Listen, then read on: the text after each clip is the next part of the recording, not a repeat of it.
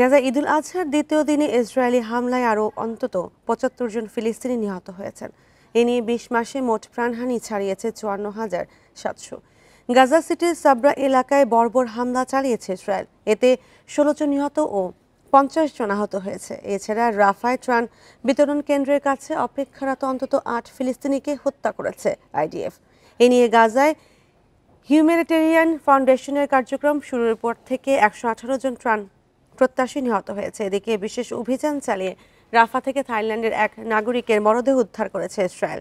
আইডিএফের দাবি, ২০২৩ সালের অক্টোবরে হামলার সময় নান্তা পংপিনটাকে জিম্মি করেছিল হামাস। অন্যদিকে ফিলিস্তিনিকে রাষ্ট্র হিসেবে স্বীকৃতি দেওয়ার পরিকল্পনা থেকে সরে এসেছে ফ্রান্স যুক্তরাজ্য।